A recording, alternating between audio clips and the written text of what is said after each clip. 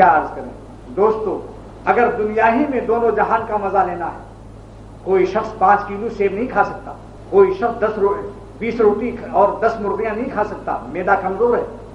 سارے عالم اگر اللہ رئیس بھی کر دیں تو بھی آپ ہر چیز کا مزہ نہیں لے سکتے۔ ٹک ٹک دیدم دم نہ کشیدم، کڑھائی والا مرغ ہے، ایک پاؤ کھانے کے بعد دل تو چاہتا ہے کھا لوں، مگر میدا کہتا آپ کہاں ٹھوسو گے، پھر یہ 7 اپ بھی کام نہیں کرے گا۔ لیکن اگر اللہ کے عاشق ہو جاؤ اور محبت سے اللہ کا نام لو تو ایک اللہ میں دونوں جہان کا مزہ کیپسول کی طرح داخل ہو جاتا ہے۔ ساری کائنات کی مرغیاں، سارے کائنات کے شامی کباب، سارے کائنات کے سیب اور انگور، جتنی بھی مخلوقات کی لذتیں دنیا کی ہیں اور آخرت کی جنت کی ہیں، ان کے نام میں جو پیدا کر سکتا ہے گنے میں رس، وہ بے رس کا ہوگا، وہ میٹھے نہ ہوں گے۔ کیا کہے جلال الدین رومی کا یہ شعر میں بارہا پڑھتا ہوں مگر دل مجبور ہو جاتا ہے۔ فرماتے ہیں اے دل یہ شکر خوشتر یا کہ شکر سازت، اے دل یہ چینی زیادہ میٹھی ہے یا چینی کا پیدا کرنے والا زیادہ میٹھا۔ شکر ساز جو شکر کا بنانے والا، جو گنوں میں رس پیدا کرتا ہے، وہ زیادہ میٹھے ہیں یا یہ رس ملائیاں اور ملا احمد کی مٹھائیاں؟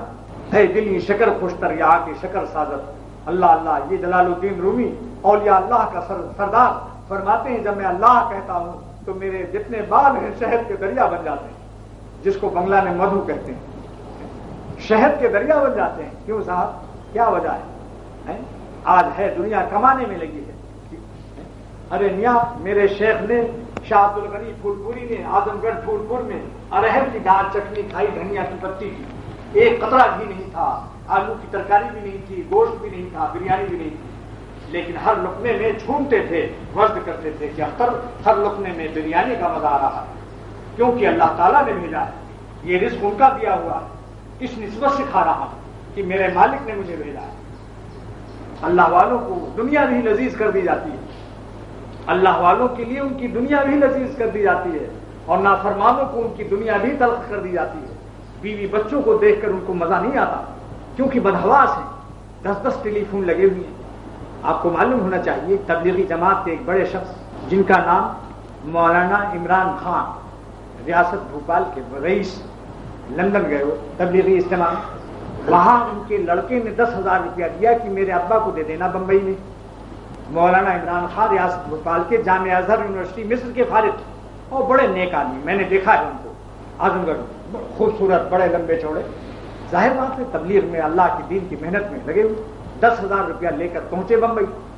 اپنے اس کے بیٹے کی نصیحت کے مطابق بابا سے کے پاس گئے، سیٹھ صاحب کے پاس، تو سیٹھ صاحب کے 5-10 ٹیلی فون لگے ہوئے تھے۔ سیٹھ صاحب کا پیٹ 2-2.5 فٹ آگے نکلا ہوا تھا کیونکہ محنت، چلنا پھرنے کا موقع ہی نہیں ملتا، اور کود کر کے ہر ٹیلی فون اٹھا رہے تھے۔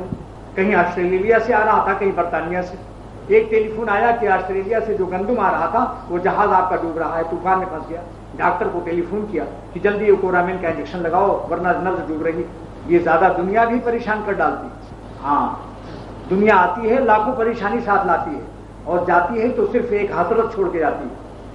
پہنچ گئے سیٹھ صاحب کے پاس، دیکھا ایک بیگ لیے ہوئے داڑھی والے لمبا کرتا چلے آ رہے ہیں، اتنا شور مچایا، یہ مولویوں کو کیا ہو گیا ہے؟ جب دیکھو جب بیگ لیے چلے آ رہے ہیں، رسید بک لیے ہوئے، بس ان کا کام ایک ہی رہ گیا ہے، مانگنا، نہ دیکھیں کہ میں کس پریشانی میں مبتلا ہوں، میرا جہاز طوفان میں پھنسا ہوا ہے، مال ڈوب رہا ہے۔ مولویوں کو کیا ہو گیا ہے؟ اب مولانا نے سن لیا کہ مولویوں کو برا بھلا کہہ رہا ہے، مجھے چندہ مانگنے والا سفیر سمجھ رہا ہے، اتنے بڑے رئیس عالم، تو 10,000 کی گڈی پھینک کر اس کے منہ پر ماری۔ اللہ والوں کا دل بھی اللہ اتنا بڑا کر دیتا ہے۔ ماروی فرماتے ہیں اگر لومڑی کے پیٹھ پر، لومڑی جو بزدلی میں مشہور ہے، اگر لومڑی کی پیٹھ پر شیر، جنگل کا شیر ہاتھ رکھ دے اور کہتے گھبرانا مت میں تمہارے ساتھ ہوں، تو چیتے کا کلہ ایک گھوسے میں پھاڑ دیتی۔ رو بہے کی ہست اورا شیر پشت، وشکنت کلہ پلنگا راب مشت۔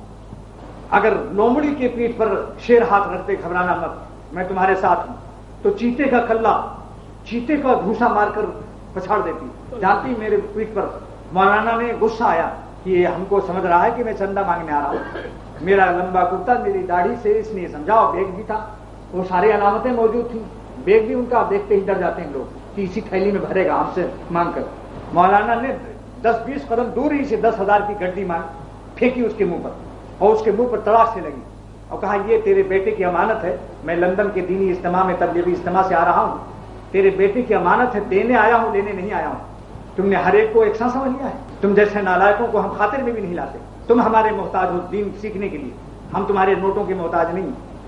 پھر تو وہ جناب دوڑا اٹھا اور پیر پکڑ کر رونے لگا اور کہا جلدی سے بوتل لاؤ بھائی، جلدی سے سیون اپ لاؤ. مولانا معاف کر دیجیے، کیا بتاؤں، دن بھر ایسے ہی اسی شکل کے لوگ آتے رہتے ہیں. میں نے سمجھا شاید آپ بھی وہی ہوں، کان نہ ہوں.